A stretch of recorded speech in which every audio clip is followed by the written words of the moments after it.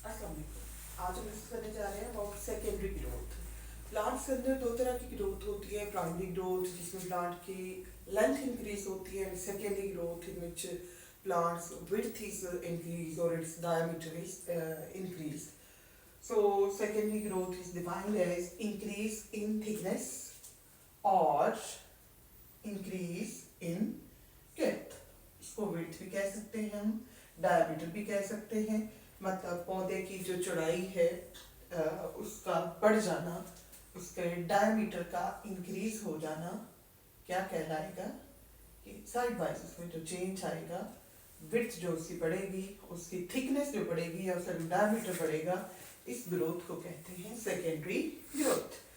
And secondary growth is caused by lateral meristem. Meristem dividing tissues होते हैं, group of sales होते हैं जो डिवाइड करके प्लांट की ग्रोथ को काज करते हैं. तो इसमें से lateral meristem is responsible for secondary growth.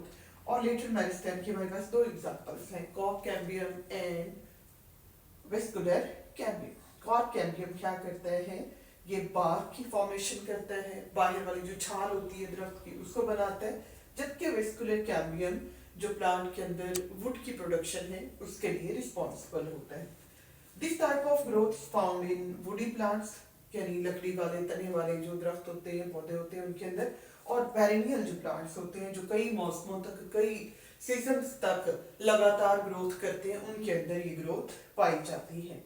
अब हमने ये देख लिया, it is caused by lateral meristem. So lateral meristem की जो दोनों टाइप्स हैं, कॉर्क कैम्बियम भी और वेस्कुलर कैम्बियम भी, दोनों की एक्टिविटी को चेक करेंगे कि प्लांट की विड्थ को किस तरह से इंक्रीज कर सकते हैं, किस तरह इनहांस करते हैं. Vascular cambium add the cells on both sides, यानी इनर साइड पे भी ऐड करेगा, आउटर साइड पे भी ऐड करेगा. ये मगर जो है मतलब इससे स्टेम का अगर हम यहाँ पे एक सेक्शन जो है ना देते हैं, इतना सेक्शन जो है ना वो एक लें, तो इस सेक्शन को हम इस तरह से देख सकते हैं.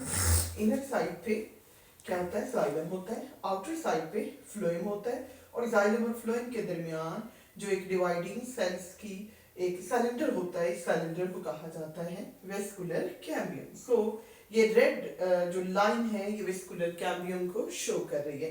वेस्कुलर कैम्बियम जब डिवाइड करता है तो ये अंदर की तरफ भी सेल्स को ऐड करता है, बाहर की तरफ भी ऐड करता है.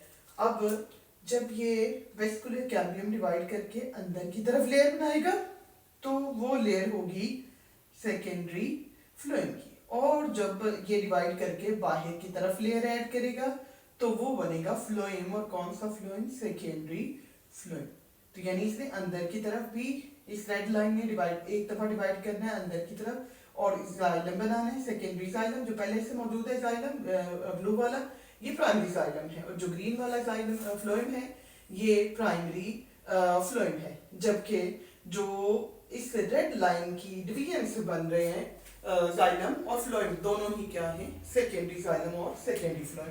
हम इसको अगर प्लेन लाइन की शक्ल में ड्रा करें तो ये हमारे पास डिवाइडिंग सेल का एक सिलेंडर होगा, और इसके दोनों अतराफ में हम ले लेते हैं, ये हमारे पास जाइलम पड़ा है, यहाँ हम इसको फ्लोएम की सूरत में शो कर देते हैं. तो जब वेस्कुलर कैम्बियम डिवाइड करेगा तो जाइलम की तरफ ऐड करेगा ये सेकेंडरी जाइलम, और फ्लोएम की तरफ ये ऐड करेगा सेकेंडरी फ्लोएम. सो इस तरह से प्लांट की जो थिकनेस है इन लेयर्स के एडिशन की वजह से बढ़ती चली जाती है. तो अगर दरख्त का हम अंदर वाला जो तना है उसको काट के देखें तो हमें इस तरह से सर्कल की शक्ल में, रिंग्स की शक्ल में प्लांट्स का स्टेम के अंदर ग्रोथ हुई भी दिखाई देती है.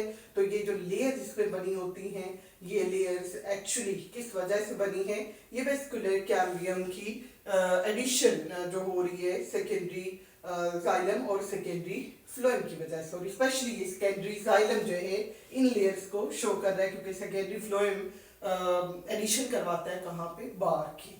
सेकेंडरी जाइलम हम कहेंगे कि vascular cambium add the secondary xylem towards inner side, अंदर की तरफ इसने जो ऐड करवाने हैं वो सेल्स होंगे सेकेंडरी जाइलम, और जो बाहर की तरफ इसने सेल ऐड करवाने हैं वो बाहर की तरफ इसने बनाना है सेकेंडरी फ्लोएम. यानी जाइलम अंदर की तरफ बनता जाएगा, फ्लोएम जो है वो बाहर की तरफ एड अप होता जाता है, और इसके नतीजे में जो थिकनेस है वो इंक्रीज करती जाती है, और मेन जो थिकनेस स्टेम की बढ़ती है, वो उसकी छाल इतनी मोटी नहीं होती, लेकिन अंदर जो वुड होती है वो होती। अब चूंकि वुड वाला पोर्शन भी कौन सा वाला है, वो है जाइलम, तो इसका मतलब है secondary xylem is much more responsible for increasing the thickness of plant. तो ये थी हमारे पास activity of vascular cambium. Vascular cambium divide कर रहा है, सेकेंडरी जाइलम की एडिशन करवा रहा है इनसाइड, और सेकेंडरी फ्लोएम की एडिशन करवा रहा है आउटसाइड। नेक्स्ट आ जाता है हमारे पास, चूंकि लेटरल में स्टेम की अंदर हमने दो चीजें ली हैं, वेस्कुलर कैम्बियम भी और कॉर्क कैम्बियम भी। तो कॉर्क कैम्बियम की एक्टिविटी यहाँ पे क्या है, कॉर्क कैम्बियम के सेल चूंकि मेरिस्टेमेटिक है, डिवाइडिंग सेल है, डिवाइड करके ये एडिशन करते हैं न्यू सेल्स की, जिन्हें कॉर्क सेल कहा जाता है। तो न्यू कॉर्क की यहाँ पे फॉर्मेशन होती है, जबकि जो बार्क है या जो तने की छाल होती है, उस छाल के अंदर तीन चीजें होती हैं। इसमें सेकेंडरी फ्लोएम होता है, इसमें कॉर्क कैम्बियम होता है, और इसके अंदर साथ में कॉर्क सेल होते हैं। जो कॉर्क बना है कॉर्क कैम्बियम की डिवीजन की वजह से, वो भी एडिड है, सेकेंडरी फ्लोएम भी एडिड है, और कॉर्क कैम्बियम में जाते खुद बेस में एक्टिव मौजूद है। तो ये तीनों चीजें कलेक्टिवली, यानी सेकेंडरी फ्लोएम, कॉर्क कैम्बियम और कॉर्क, तीनों चीजें कलेक्टिवली मिलकर बनाती हैं बार्क, तने की छाल जो है वो बनाती है। तो ये एक्टिविटी ऑफ कॉर्क कैम्बियम भी जो तने की कह लीजिए जो मोटाई होती है, जो थिकनेस होती है, उसको इंक्रीज करता है। अब हम बात करेंगे एनुअल रिंग्स की, कि जब हम तने को काटते हैं तो उसके अंदर अगर लकड़ी को, कटी हुई लकड़ी को आपने कभी देखा हो, तो उसके अंदर भी दायरों की शक्ल में ऐसे मौजूद होती हैं, ये रिंग्स मौजूद होती हैं। इन रिंग्स को एनुअल रिंग्स कहा जाता है, क्योंकि मोस्टली एक साल के अंदर एक रिंग एड अप होती है। सो एनुअल रिंग्स, और इन्हें ग्रोथ रिंग्स भी कहा जाता है। एनुअल रिंग्स भी कहते हैं, ग्रोथ रिंग्स भी कहते हैं।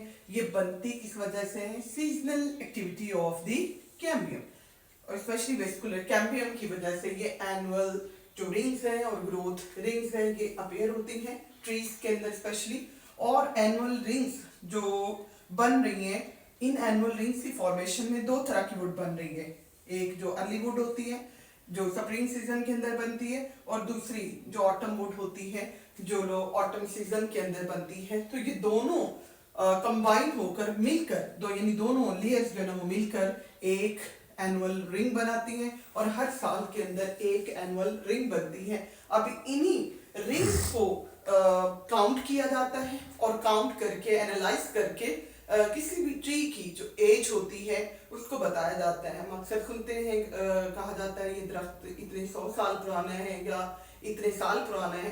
वो कैसे पता चलता है, क्योंकि हर साल में एक ग्रोथ रिंग या एनुअल रिंग बन रही है।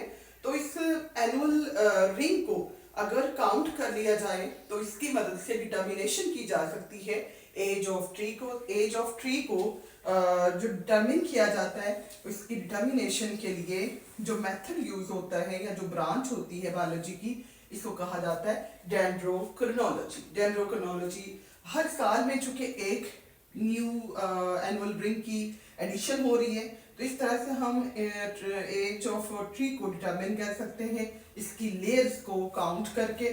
सो वो साइंटिफिक मेथड या वो तरीकाकार जिसकी मदद से हम डेटिंग कर सकते हैं कि कौन सा पौधा कितने साल या कितने 100 साल पुराना है।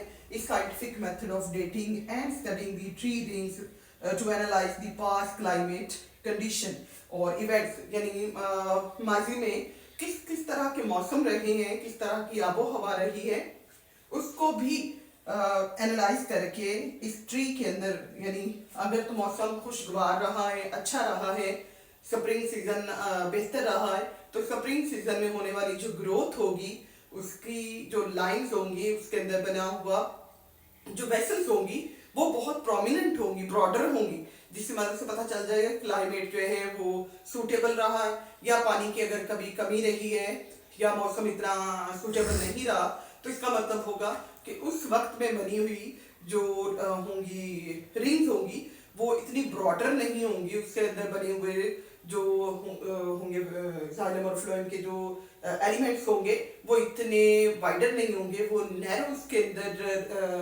कह लीजिए कि लाइंस जो है ना वो अपेयर हो रही होंगी। सो इस तरह से हम लेंगे स्प्रिंग वुड और ऑटम वुड के अंदर क्या डिफरेंस होता है। वो वुड जो अर्ली स्टेजेस पे जो है वो बनती है जब स्प्रिंग सीजन होता है, जब कंडीशन फेवरेबल होती है, तो कैम्बियम की एक्टिविटी कह सकते कैम्बियम हाईली एक्टिव होता है, हाईली प्रोडक्टिव होता है और तेजी से डिवाइड कर रहा होता है। इसका मतलब ये हुआ कि स्प्रिंग सीजन में बनने वाली जो वुड होती है उसका उसमें जो जाइलम का जो वॉल्यूम होता है वो लार्ज वॉल्यूम होता है, वो ज़्यादा जो है जाइलम बन रहा होता है, उसमें वुड जो है वो ज़्यादा बन रही होती है, या कह लीजिए कि उसकी जो रिंग होती है वो थोड़ी वाइडर होती है, वेसल्स उसके अंदर वाइडर पाई जाती हैं, इसका कलर जनरली क्या होता है, लाइटर होता है। यानी स्प्रिंग वुड स्प्रिंग सीजन में बनती है जब एक्टिविटी ज़्यादा चल रही होती है, तो यहाँ पे कलर इसका स्प्रिंग वुड का जनरली क्या होगा, लाइट होगा। जबकि ऑटम वुड की बात करें तो ये लेट वुड होती है। सीजनल एक्टिविटी को अगर देखा जाए तो ऑटम सीजन के अंदर जो कैम्बियम की एक्टिविटी होगी वो डिक्रीज हो जाती है, कम हो जाती है, क्योंकि कंडीशंस प्लांट के लिए फेवरेबल नहीं रहती, टेम्परेचर की चेंजेस आ रही होती हैं। यहाँ पे अब जो जाइलम एलिमेंट्स बन रहे होते हैं वो फ्यू जाइलम एलिमेंट बनेंगे, नैरो और डेंसर इसके अंदर जाइलम के कंपोनेंट्स होंगे। सो ये फॉर्मेशन करेंगे डार्कर वुड की, यानी as compare to spring wood ये क्या है, डार्कर कलर में है, जबकि स्प्रिंग वुड क्या होती है, लाइटर कलर में होती है, क्योंकि इसमें ब्रॉडर और वाइडर इसके अंदर जो वेसल्स थी वो मौजूद थी। यहाँ पे नैरो वेसल्स हैं और डेंस पाई जाती हैं, एक दूसरे के बिल्कुल क्लोज होती हैं। अब इसमें जो ये ट्रांजिशन हो रही होती है स्प्रिंग वुड और जो ऑटम वुड है, इसके दरमियान की एक वैल्यूएबल इंफॉर्मेशन प्रोवाइड करती है कि प्लांट ने अपनी पिछली लाइफ के अंदर किस किस तरह के मौसम जो है ना वो देखे हैं, क्या टेम्परेचर सूटेबल रहा है, वहाँ क्लाइमेटिक चेंज किस तरह के आते रहे हैं, क्लाइमेटिक इसमें इवेंट्स कौन कौन से गुजरे हैं। तो ये सारी लॉन्ग टर्म इस पे जो है ना जो ये वेरिएशन आ रही होती है उनको स्टडी करने के लिए, क्लाइमेटिक चेंज को समझने के लिए ये बहुत वैल्यूएबल इंफॉर्मेशन प्रोवाइड करती है स्प्रिंग वुड और ऑटम वुड। इसके अलावा वुड की तो और मतलब हमारे पास क्लासेस भी होती हैं और ये अपनी वर्किंग के हिसाब से लिया जाता है, टॉपिक से रिलेटेड तो नहीं है, यानी इस टॉपिक से रिलेटेड नहीं है, लेकिन वैसे ये वुड के रिलेटेड जो है ना वो है, सैप वुड इसमें कहलाती है और हार्ड वुड जो है ना होती है। वो वुड जो फंक्शनल होगी,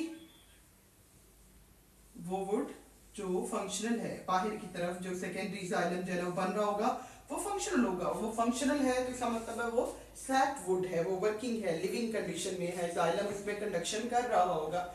और जो अंदर की तरफ डार्क कलर में वुड होती है और उसके अंदर जो जितना जो पुराना जाइलम होता जाएगा वो सारे जाइलम के अंदर वेस्ट मटेरियल स्टोर होता जाएगा, तो वो डार्कर कलर की होती है, सो हार्डवुड कहा जाता है। तो वो अलग चीज है। ये है जस्ट जो स्प्रिंग वुड और ऑटम वुड है, ये डिफरेंस किस बेस पे आ रहा है, ये कैम्बियम की एक्टिविटी का डिफरेंस होता है कि कैम्बियम हाईली एक्टिव है, तो इसका मतलब है कि उसमें बनने वाला जो जाइलम है वो ज्यादा होगा, वाइडर वेसल्स होंगी, लाइटर कलर होगा। जबकि अगर इसमें ऑटम सीजन की बात करें तो कंडीशन चूंकि प्लांट के लिए फेवरेबल नहीं है, सो कैम्बियम की एक्टिविटी क्या हो जाती है, कम हो जाती है, तो जाइलम इसमें एलिमेंट्स कम बनते हैं, नैरो डेंसर लेयर्स इसमें बनती हैं और डार्कर वुड की फॉर्मेशन जो की जा रही होती है। अब इसमें वुड का कलर देख के रिंग की अंदर मौजूद जो वेसल्स हैं, एलिमेंट्स हैं, उन सबको देख के भी अंदाजा लगाया जाता है कि किसी प्लांट ने किस तरह का क्लाइमेट देखा होगा, किस तरह के वहां पे इवेंट्स हुए होंगे, किस साल के अंदर बारिशें ज्यादा रही होंगी, किस साल के अंदर बारिशें बहुत कम रही होंगी। तो किसी दरख्त के अंदर अगर सारी की सारी जो ग्रोथ रिंग्स हैं या एनुअल रिंग्स हैं वो अगर पतली हैं, नैरो हैं, तो इसका मतलब है उसको काफी टाइम शॉर्टेज ऑफ वाटर का सामना करना पड़ा होगा, बारिशें वहां पे कम होती रही होंगी, टेम्परेचर की वेरिएशन, और ये सारी चीजें एस्टिमेट की जाती हैं इस ब्रांच के अंदर जिसे हम डेंड्रोक्रोनोलॉजी कहा जाता है। तो ये थी हमारे पास सेकेंडरी ग्रोथ।